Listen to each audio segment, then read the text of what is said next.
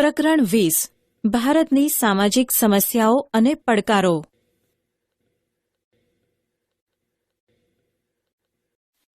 પ્રસ્તાવના. ભારત એક વિશાળ વસ્તી અને વિશ્વની સૌથી મોટી લોકશાહી ધરાવતો દેશ છે, જ્યાં વિવિધ ધર્મ, જાતિ, ભાષા, સંસ્કૃતિ ધરાવતા લોકો વસે છે. ભારતની સંસ્કૃતિ સમન્વયકારી અને સર્વધર્મ સંભાવની વિશેષતા ધરાવે છે. પરંપરાગત સમાજમાંથી આધુનિક સમાજ તરફ ગતિ કરતા ભારતીય સમાજમાં અનેક પરિવર્તનો આવેલા છે. આ પરિવર્તનોની સાથે સમાજમાં કેટલીક સમસ્યાઓનો ઉદ્ભવ થયો, જેમાં સામાજિક, આર્થિક, રાજકીય, સાંસ્કૃતિક વગેરે ક્ષેત્રોની સમસ્યાઓનો સમાવેશ કરી શકાય. આ પ્રકરણમાં આપણે બે સામાજિક સમસ્યાઓ, એક સાંપ્રદાયિકતા અને બે જ્ઞાતિવાદની ચર્ચા કરીશું. દેશને સ્વતંત્રતા અપાવવા વિવિધ ધર્મ, જાતિ, ભાષા ધરાવતા લોકોએ સહિયારો પુરુષાર્થ કર્યો અને જેમના પ્રયત્નોના પરિણામે આપણને આ મહામૂલી સ્વતંત્રતા મળી. સ્વાતંત્ર્ય આંદોલન દરમિયાન જોવા મળેલ સદભાવ, એકતા, સહિષ્ણુતા વગેરેમાં સ્વતંત્રતા બાદ ઓટ આવી હોય તેવું જણાય છે. જાતિગત ઝઘડાઓ, સાંપ્રદાયિક ઘર્ષણ, પ્રાદેશિક હિંસા વગેરે જેવા દેશમાં શાંતિ અને વિકાસને અવરોધતા નકારાત્મક પરિબળો જોવા મળે છે, જે દેશ માટે સામાજિક સદભાવ, બિનસાંપ્રદાયિકતા, લોકશાહી મૂલ્યો, રાષ્ટ્રીય એકતા સામે ગંભીર પડકારો ઊભા થયા છે. સાંપ્રદાયિકતા. ધર્મ એ શ્રદ્ધા અને આસ્થાનો વિષય છે. મોટાભાગે માનવ કોઈને કોઈ ધર્મ કે સંપ્રદાયમાં માનતો હોય છે. ભારત એક બિનસાંપ્રદાયિક અને ધર્મ નિરપેક્ષ દેશ છે. તેથી સંકુચિત સાંપ્રદાયિકતાનું આચરણ બંધારણની ભાવના વિરુદ્ધ છે. જ્યારે કોઈ ધાર્મિક જૂથ કે સમુદાય કોઈ પણ કારણસર બીજા ધર્મ કે સંપ્રદાયનો વિરોધ કરે છે, ત્યારે સાંપ્રદાયિક તણાવ ઉત્પન્ન થાય છે.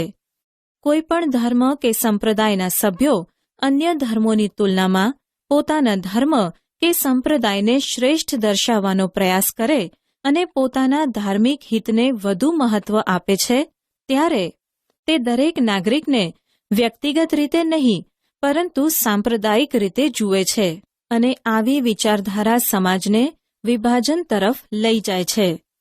સ્વાતંત્ર્ય પ્રાપ્તિના આટલા વર્ષો બાદ પણ આપણે સાંપ્રદાયિકતાની સમસ્યા પર સંપૂર્ણ નિયંત્રણ લાવી શક્યા નથી. સંકુચિત સાંપ્રદાયિકતા ઘણી રીતે નુકસાનકારક છે. તેનાથી દેશમાં સામાજિક તણાવ ઉત્પન્ન થાય છે. વ્યક્તિ પોતાના જ બંધુઓને પોતાના વિરોધી માને છે, જેથી સમાજમાં મતભેદ અને ઘૃણાનું વાતાવરણ ઊભું થાય છે. સાંપ્રદાયિક તણાવથી સાંપ્રદાયિક હિંસા કે ઝઘડાઓ થાય છે. આ બધી જ બાબતો લોકશાહી વિચારધારા, રાષ્ટ્રીય એકતા અને રાષ્ટ્રના વિકાસ માટે પણ ખતરારૂપ છે.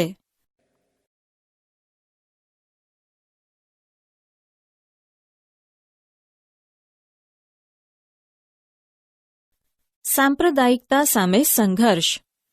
આપણે જાણીએ છીએ કે સાંપ્રદાયિકતા એ વ્યક્તિ, સમાજ અને રાષ્ટ્રના વિકાસને અવરોધતું પરિબળ છે. સાંપ્રદાયિકતાને દૂર કરવા કેટલાક ઉપાયો હાથ ધરવા જોઈએ. સૌપ્રથમ નાગરિક અને સરકારે સાંપ્રદાયિક તત્વો સામે સખ્તાઈપૂર્વક સામનો કરવો પડશે અને તેને દૂર કરવા પ્રયત્ન કરવો પડશે. સાંપ્રદાયિકતા દૂર કરવાનું અસરકારક કાર્ય શિક્ષણ કરી શકે છે. આપણા શિક્ષણમાં અને અભ્યાસક્રમોમાં બધા ધર્મોની સારી બાબતોને શામેલ કરવામાં આવે છે. તેમજ શાળામાં યોજાતી સર્વધર્મ પ્રાર્થનાઓ, સામાજિક પર્વોની ઉજવણી વગેરે જેવી પ્રવૃત્તિથી બાળકોમાં તમામ ધર્મ પ્રત્યે આદરભાવ કેળવાય છે.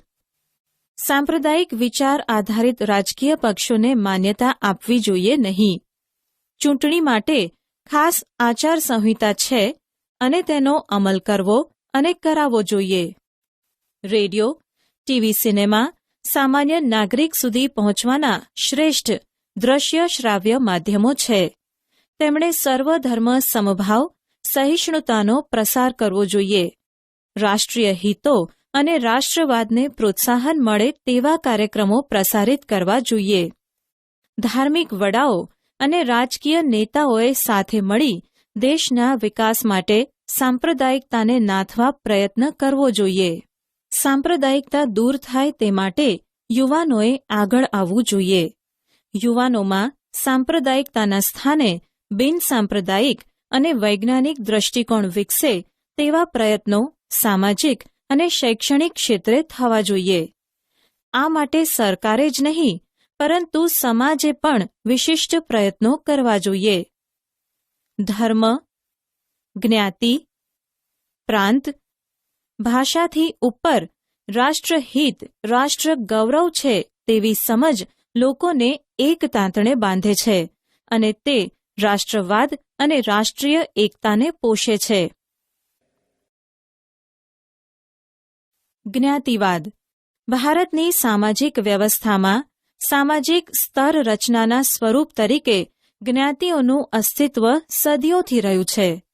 આમ ભારતની સામાજિક સંરચના જ્ઞાતિ પર આધારિત છે એમ કહી શકાય. જ્ઞાતિ વ્યવસ્થા પ્રારંભિક પરિકલ્પના આજે છે તેના કરતાં પ્રાચીન સમયમાં ભિન્ન હતી. સમાજની જરૂરિયાતોની પરિપૂર્તિ અને શ્રમ વિભાજનના પાયારૂપ કાર્ય આધારિત જ્ઞાતિઓ હતી. પ્રારંભિક પરિકલ્પના મુજબ તે 4 વ્યવસાયને આધારે આવકના સ્રોત રહેતા. સમાજમાં આવક જૂથના આધારે કેટલીક જ્ઞાતિઓ ઓછી આવક મેળવતી હોવાથી સમાજના અન્ય જ્ઞાતિ સમૂહોથી આર્થિક સ્થિતિમાં નબળી રહી ગઈ. ભારતમાં અંગ્રેજોના શાસનકાળ પહેલાના સમયમાં કેટલીક જાતિઓ અન્ય સમૂહોથી દૂર સહેલાઈથી પહોંચી ન શકાય તેવા દુર્ગમ જંગલો અને પહાડી વિસ્તારમાં અલગ વસવાટ કરતી હતી. આ જાતિઓનું સામાજિક જીવન અને સાંસ્કૃતિક જીવન અન્ય પ્રજા સમૂહથી અલગ હતું. તેઓની પોતાની આગવી સંસ્કૃતિ, બોલી હતી. તે જાતિના લોકો પણ પેઢી દર પેઢી અલગ વસવાટ, એકાકી જીવન વગેરેના કારણે વિકાસ સાધી શક્યા નહીં. પરિણામે તેમની આર્થિક અને સામાજિક સ્થિતિ પણ નબળી રહી. લઘુમતીઓ, નબળા વર્ગો અને પછાત વર્ગોના હિતોના રક્ષણ માટે બંધારણીય જોગવાઈ. ભારતના બંધારણમાં લઘુમતીઓ, નબળા વર્ગો અને પછાત વર્ગોના રક્ષણ, કલ્યાણ અને વિકાસ માટે કેટલીક બંધારણીય જોગવાઈ કરવામાં આવી છે. આ બંધારણીય જોગવાઈઓ તેમના હિતોની રક્ષા, સામાજિક અસમાનતાનું નિવારણ અને તેમના કલ્યાણ અને વિકાસ માટે સુનિશ્ચિત કરી છે. ભારતનું બંધારણ ભારતના તમામ નાગરિકોને સમાન રીતે સામાજિક, આર્થિક અને રાજનૈતિક ન્યાય પ્રદાન કરે છે.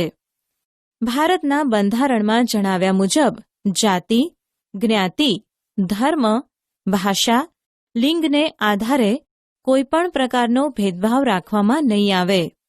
દરેક વ્યક્તિને સમાન તક અને સમાન દરજ્જો પ્રાપ્ત થાય તેનો પણ બંધારણમાં ઉલ્લેખ છે. આ ઉપરાંત રાજ્યોને એવા પણ અધિકાર આપવામાં આવ્યા છે કે તેને કલ્યાણકારી રાજ્યનું દાયિત્વ નિભાવવા તથા નબળા અને પછાત વર્ગોની રક્ષા કરવા કેટલાક મૂળભૂત અધિકારો પર પણ બંધારણમાં રહીને યોગ્ય પ્રતિબંધ લગાવી શકે છે. ધાર્મિક સ્વતંત્રતાનો અધિકાર કોઈપણ ધર્મનું પાલન કરવાની સ્વતંત્રતા આપે છે. લઘુમતીઓ, નબળા વર્ગો અને પછાત વર્ગોને બંધારણીય હક આપવા પાછળનો મુખ્ય ઉદ્દેશ એ છે કે તેઓને રાષ્ટ્રમાં સમાન તક, ન્યાય અને દરજ્જો આપવો. રાષ્ટ્રની પંચવર્ષીય યોજનાઓમાં પણ આ બધા વર્ગો માટે ખાસ ધ્યાન રાખવામાં આવ્યું છે.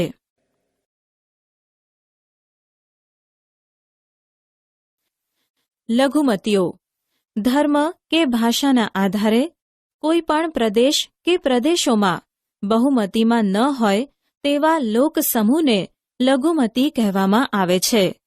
ભારતના બંધારણમાં લઘુમતી માટે સ્પષ્ટ વ્યાખ્યા કરવામાં આવી નથી. દેશ કે પ્રદેશની વસ્તીમાં અડધા કે તેથી ઓછી સંખ્યા ધરાવતા લોકસમૂહને લઘુમતી કહી શકાય. લઘુમતીઓનો ખ્યાલ કોઈ પણ ધર્મ, ભાષા કે પ્રદેશ પૂરતો મર્યાદિત નથી. રાષ્ટ્રીય સ્તર પર લઘુમતીઓની જેમ જ રાજ્ય સ્તર પર સ્થાનિક અથવા પ્રાદેશિક લઘુમતીઓની નોંધ લેવી પડે. માટે જ રાષ્ટ્રીય સ્તર પર લઘુમતીઓની સંકલ્પના એ રાજ્ય સંકલ્પના કરતાં બિલકુલ ભિન્ન છે. એટલે કે જો કોઈ લોક સમુદાય કોઈ પ્રદેશ રાજ્યની કુલ વસ્તીના પ્રમાણમાં બહુમતીમાં હોય તો પણ રાષ્ટ્રીય રીતે લઘુમતીમાં હોઈ શકે, તથા તેનાથી અલગ જે તે રાજ્યમાં લઘુમતીમાં હોય તેવો વર્ગ રાષ્ટ્રીય સ્તરે બહુમતીમાં પણ હોઈ શકે. લઘુમતીઓના હિતો અને તેમના કલ્યાણ અને વિકાસ માટે રાષ્ટ્રીય લઘુમતી પંચની રચના કરવામાં આવી છે. ધાર્મિક સ્વતંત્રતાનો અધિકાર લઘુમતીઓને વિશ્વાસ અપાવે છે કે તે પોતાના ધર્મના પ્રચાર, પ્રસાર અને પ્રોત્સાહન માટે પ્રયત્નો કરી શકે છે. કાયદો બળપૂર્વક ધર્માંતરણને માન્ય રાખતો નથી.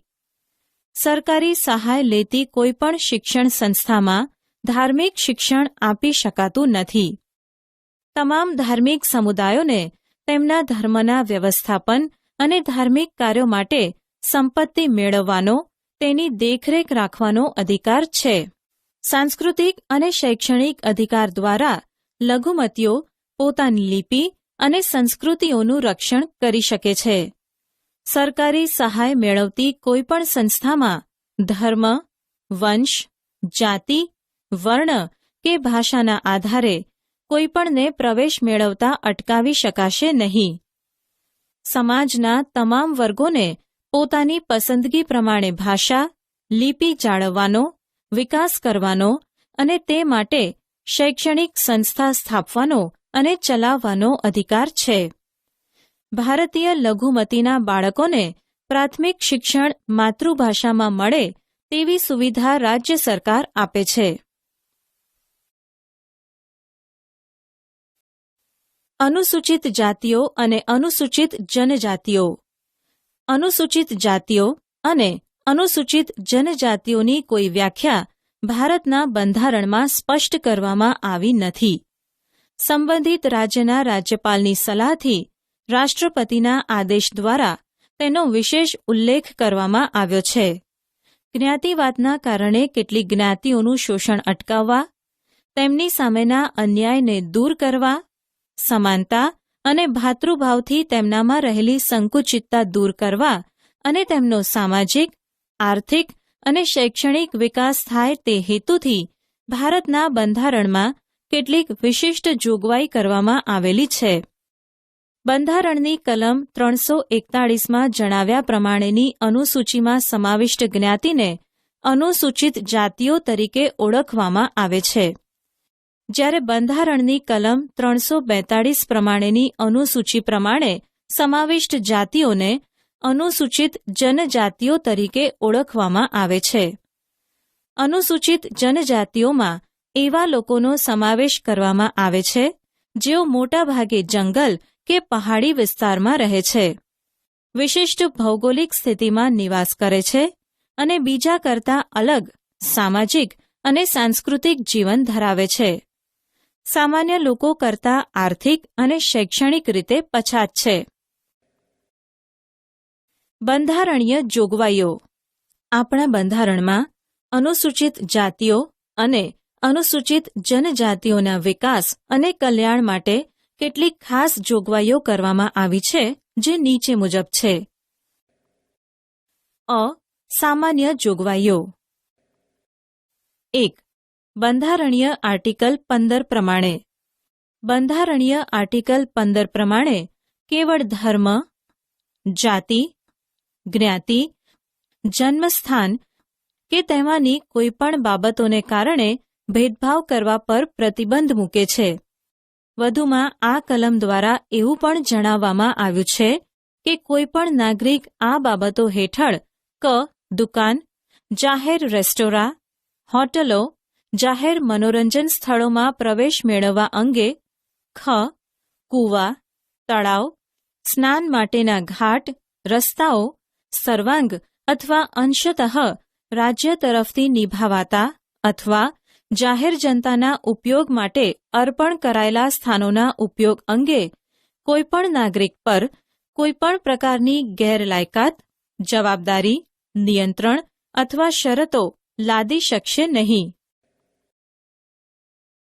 2. આર્ટિકલ 29 પ્રમાણે ક.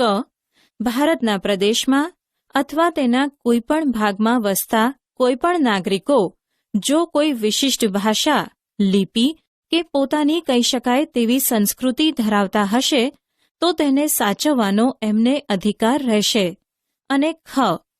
કેવલ ધર્મ, જ્ઞાતિ, ભાષા કે તેમાંના કોઈપણના આધારે રાજ્ય તરફથી નિભાવાતી અથવા નાણાકીય સહાયથી ચાલતી શિક્ષણની કોઈપણ સંસ્થામાં કોઈપણ નાગરિકને પ્રવેશ મેળવતા અટકાવી શકાય નહીં. બ. ખાસ જોગવાઈ 1. રાજનીતિના માર્ગદર્શક સિદ્ધાંતોની કલમ 46 અનુસાર રાજ્યની પ્રજાના પછાત વિભાગો અને ખાસ કરીને અનુસૂચિત જાતિ અને અનુસૂચિત જનજાતિઓના કેળવણી વિષયક અને આર્થિક લાભો જળવાય તે માટે રાજ્ય ખાસ કાળજી લેશે અને સામાજિક અન્યાય અને કોઈપણ પ્રકારના શોષણ સામે તેમનું રક્ષણ કરશે. 2.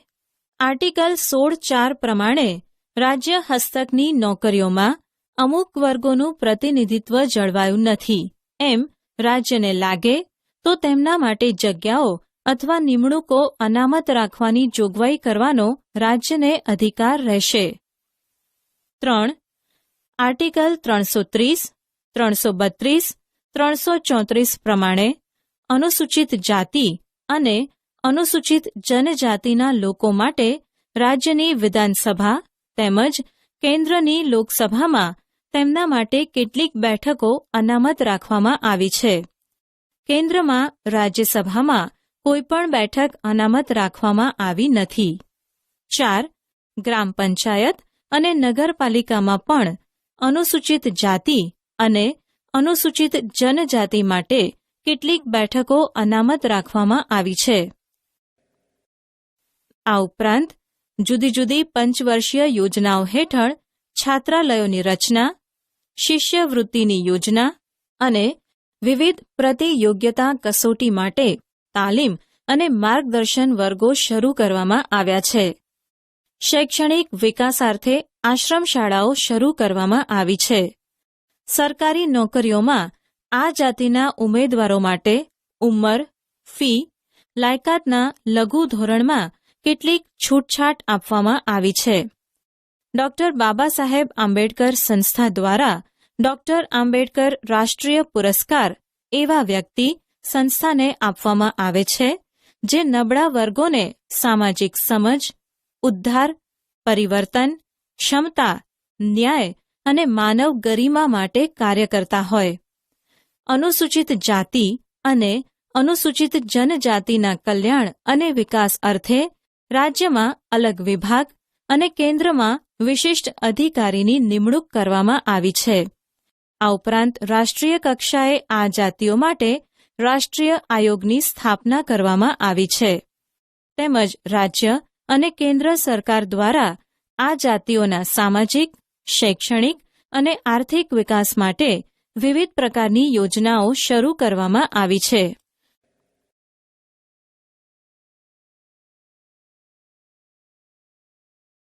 ફક્ત અનુસૂચિત જાતિ માટેની જોગવાઈ 1. બંધારણની કલમ 17 અન્વયે અસ્પૃશ્યતા નાબૂદ કરવામાં આવી છે. અસ્પૃશ્યતા સંદર્ભે કોઈપણ સ્વરૂપે કરાતું આચરણ અમાન્ય છે. અસ્પૃશ્યતામાંથી ફલિત થતી કોઈપણ ગેરલાયકાતનો અમલ કરવો કાયદાની રૂએ શિક્ષાપાત્ર ગુનો બને છે. 2. આર્ટિકલ 25 પ્રમાણે રાજ્યોના સામાજિક કલ્યાણ અને સુધારણા માટે કે જાહેર ગણી શકાય તેવી હિન્દુ ધાર્મિક સંસ્થાઓને હિન્દુઓના તમામ વર્ગો અને વિભાગો માટે સાર્વત્રિક પ્રવેશ માટે સમાન કાયદો કરવાનો, અગર તે અંગેનો અમલમાં હોય તેવો કાયદો ચાલુ રાખવાનો અધિકાર છે. ધાર્મિક સંસ્થાઓના ઉલ્લેખમાં શીખ, બૌદ્ધ, અને જૈન ધાર્મિક સંસ્થાઓનો પણ ઉલ્લેખ કરી શકાય. ફક્ત અનુસૂચિત જનજાતિ માટેની જોગવાઈ. આર્ટિકલ 19(5) રાજ્યોના રાજ્યપાલોને અનુસૂચિત જનજાતિઓના હિતમાં સર્વ નાગરિકોના ગમે તે પ્રદેશમાં આવજા કરવાના અથવા કોઈપણ વેપાર ધંધો કરવાના સામાન્ય હક્કો પર નિયંત્રણ મૂકવાની સત્તા આપે છે. તેનાથી અનુસૂચિત જનજાતિના વિસ્તારમાં જમીનની ફેરબદલી, નાણાં ધીરધાર તથા અન્ય પ્રકારે અનુસૂચિત જનજાતિઓના થતા શોષણને અટકાવવા અને તેનાથી તેનું રક્ષણ કરવા ખાસ કાયદાઓ કરવાનો અધિકાર છે. નિષ્કર્ષ. અનુસૂચિત જાતિ, અનુસૂચિત જનજાતિ અને પછાત વર્ગોના વિકાસ માટે સરકાર દ્વારા વિવિધ પ્રકારની યોજનાઓ અને કાર્યક્રમો કરવામાં આવી રહ્યા છે, જેના કારણે તે લોકોની સ્થિતિમાં સુધારો થઈ રહ્યો છે, જેમાંના ઘણા લોકોને સામાજિક, આર્થિક, રાજકીય ક્ષેત્રે આગળ વધવાની તક મળી છે.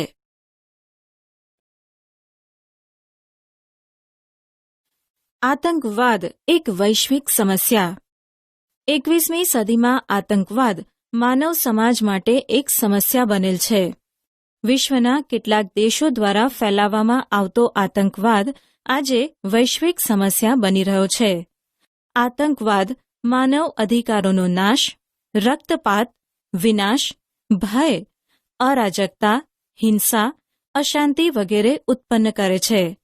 આમ તો આતંકવાદનો કોઈ ધર્મ કે સંપ્રદાય સાથે સંબંધ હોતો નથી. આમ છતાં આતંકવાદીઓ આતંકવાદને ધર્મ સાથે જોડી દેવાનો કાયરતાપૂર્ણ અને ઘૃણાસ્પદ કાર્ય કરતા હોય છે. આતંકવાદ કોઈપણ રાષ્ટ્રના વિકાસ માટે અવરોધરૂપ પરિબળ છે. આતંકવાદ હિંસા સંબંધી એક વિચાર છે જે પ્રકૃતિના સિદ્ધાંત જીવો અને જીવવા દોનું ખુલ્લેઆમ ઉલ્લંઘન કરે છે. કોઈ પણ કાર્ય કરવા પાછળનો ઉદ્દેશ ગમે તેટલો શ્રેષ્ઠ કે પવિત્ર કેમ ન હોય, પરંતુ આતંકવાદ કોઈ પણ સ્વરૂપે અને કોઈ પણ સ્થાને યોગ્ય ગણી શકાય નહીં. આતંકવાદ એ કેટલાક ગણ્યા ગાંઠ્યા લોકો દ્વારા સંગઠિત, આયોજિત અને જાણી જોઈને કરવામાં આવતું અનૈતિક અને હિંસાત્મક કૃત્ય છે. આત્મઘાતી હુમલા કરવા, બોમ્બ ફેંકવા, હથિયારો સંતાડવા અને તેનો ઉપયોગ કરવો, અપહરણ કરવું, વિમાનો હાઇજેક કરવા, નાણાં પડાવવા, માદક દ્રવ્યોની હેરાફેરી કરવી વગેરે જેવી હિંસાત્મક પ્રવૃત્તિઓ આતંકવાદી કરતા હોય છે. ભારતમાં બળવાખોરી અને આતંકવાદ. આતંકવાદ અને બળવાખોરી પ્રવૃત્તિ વચ્ચે બહુ સૂક્ષ્મ અંતર છે. બળવાખોરી, આતંકવાદ. બળવાખોરી જે તે રાષ્ટ્રની સમસ્યા છે. આતંકવાદ તે એક વૈશ્વિક સમસ્યા છે. બળવાખોરી પોતાની સરકાર વિરુદ્ધ એક પ્રાદેશિક ફલક પર વિસ્તરેલી હોય છે, જ્યારે આતંકવાદ પોતાના અથવા અન્ય દેશની વિરુદ્ધ હોય છે. તે આંતરરાષ્ટ્રીય ફલક ધરાવે છે. બળવાખોરી સ્થાનિક લોકોના સહકારથી ચાલતી હોય છે, જ્યારે આતંકવાદ તેને સ્થાનિક લોકોનો સહકાર મળે પણ ખરો અને ન પણ મળી શકે. બળવાખોરી પ્રભાવિત રાજ્યો કે પ્રદેશોનો વિકાસ અટકી જાય છે. આતંકવાદ પ્રભાવિત રાષ્ટ્રોનો વિકાસ અટકી જાય છે. આમ જોઈએ તો બળવાખોરી સ્થાનિક અસંતોષમાંથી જન્મે છે અને આતંકવાદને આવું કોઈ બંધન નથી. આજે ભારત આંતરિક બળવાખોરી અને આતંકવાદ સામે લડી રહ્યું છે. નક્સલવાદી આંદોલન. માઓ ત્સે તુંગના નેતૃત્વ નીચે ચીનની ક્રાંતિથી પ્રેરણા લઈ નક્સલવાદી આંદોલન ભારતમાં સૌપ્રથમ ઈસવીસન 1967માં પશ્ચિમ બંગાળમાં શરૂ થયું. આ ઉગ્રવાદી વિચારધારા પશ્ચિમ બંગાળના નક્સલબારી વિસ્તારથી ઉદ્ભવી હોવાથી તેને નક્સલવાદ કહે છે. પશ્ચિમ બંગાળથી શરૂ થયેલા આ આંદોલન ઝારખંડ, બિહાર, આંધ્રપ્રદેશ, કેરળ, ઓડિશા, ત્રિપુરા, મધ્યપ્રદેશમાં પહાડી અને જંગલ વિસ્તારમાં વ્યાપ પામ્યું, જેમાં પીપલ્સ વોર ગ્રુપ અને માઓવાદી, સામ્યવાદી કેન્દ્ર આ બે સંગઠનો મુખ્ય હતા. ઉત્તર પૂર્વમાં બળવાખોરી.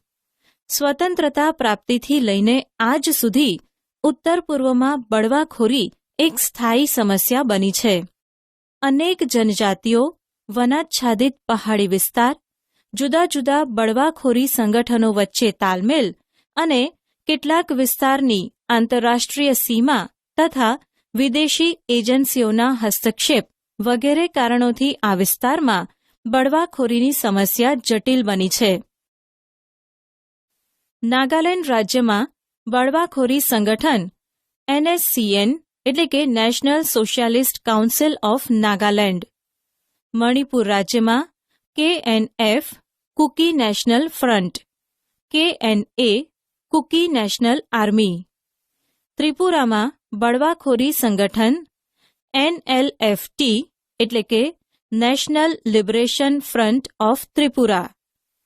ATTF all Tripura tigers force. TUJS એટલે કે ત્રિપુરા ઉપનીસી જુપા સમિતિ.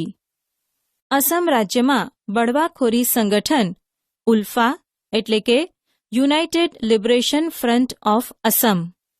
UMF એટલે કે યુનાઇટેડ માઇનોરિટી ફ્રન્ટ.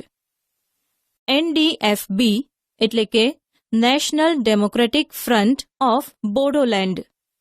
BLTF એટલે કે બોડોલેન્ડ લિબરેશન ટાઇગર ફોર્સ. આ બળવાખોરી સંગઠનો વચ્ચે અલગ રાજ્યની માંગણી, પોતાના રાજકીય આર્થિક હિતો સ્થાપિત કરવા કે ગેરકાયદેસર વસવાટ વગેરે પ્રશ્નોથી સંઘર્ષ થાય છે અને તેના કારણે આર્થિક, સામાજિક, વહીવટી અને રાજકીય વ્યવસ્થાને હાનિ પહોંચે છે. કાશ્મીરમાં આતંકવાદ. 15મી ઓગસ્ટ 1947ના રોજ ભારત સ્વતંત્ર થયું.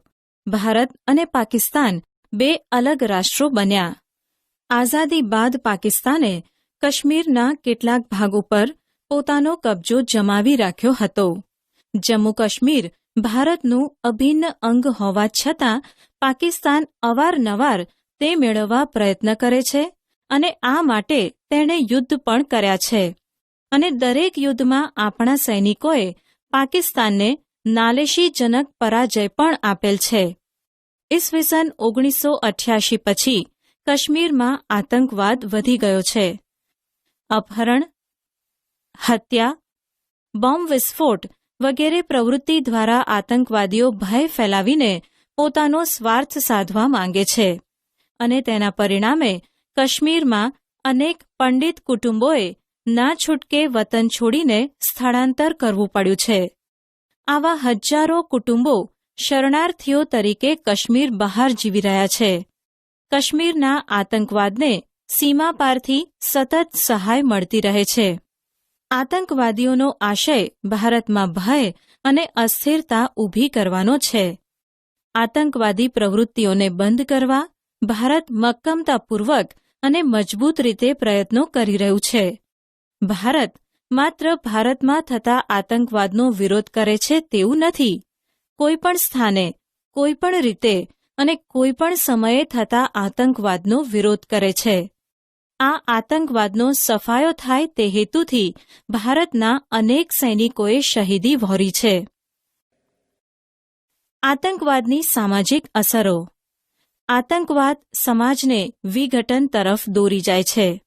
આતંકવાદીઓ ભય, લૂંટફાટ, હિંસા જેવી પ્રવૃત્તિ કરી લોકોમાં સંદેહ, ભય ઉત્પન્ન કરે છે. નાના બાળકોથી લઈ વૃદ્ધો પર ભયની અસર થાય છે. આતંકવાદ પીડિત પ્રદેશમાં વિદ્યાર્થીઓના શિક્ષણને પ્રતિકૂળ અસર પહોંચે છે. આતંકવાદના પરિણામે સમાજના લોકોનો એકબીજા પરનો વિશ્વાસ ઘટતો જાય છે.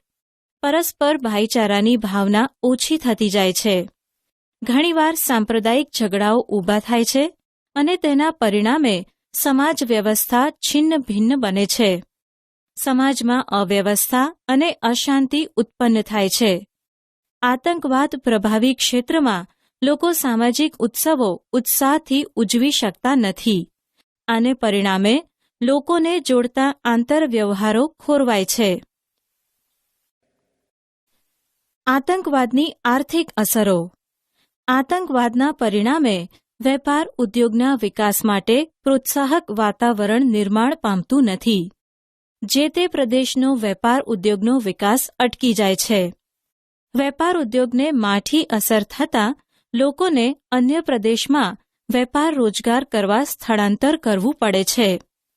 કેટલાક આતંકવાદી સંગઠનો મૂડીપતિ, ઉદ્યોગપતિ, કર્મચારીઓ, વેપારીઓ પાસેથી ભય બતાવી નાણાં પડાવે છે. આતંકવાદીઓ માદક દ્રવ્યોની હેરાફેરી અને કાળા નાણાં વગેરે જેવા અસામાજિક કાર્યો કરે છે. તેથી દેશમાં સામાજિક આર્થિક સમસ્યાઓ ઉત્પન્ન થાય છે. આતંકવાદીઓ રેલવે, રેડિયો સ્ટેશનો, રસ્તા, પુલ, સરકારી મિલકતો વગેરેને નુકસાન પહોંચાડે છે. તેથી આ મિલકતોના પુનઃસ્થાપન માટે કરોડો રૂપિયા ખર્ચવા પડે છે. સરકારને સલામતી અને સુરક્ષા માટે કરોડો રૂપિયા ખર્ચવા પડે છે. તેથી સમાજ ઉપયોગી વિકાસ કાર્યો ઓછા પ્રમાણમાં થાય છે. આતંકવાદના પરિણામે રાજ્યના અને રાષ્ટ્રના પરિવહન ઉદ્યોગ, પર્યટન ઉદ્યોગને આર્થિક નુકસાન સહન કરવું પડે છે. આમ આતંકવાદ સામાજિક આર્થિક રીતે નુકસાનકારક છે. તેથી આ સમસ્યાનું નિરાકરણ લાવવું આવશ્યક છે.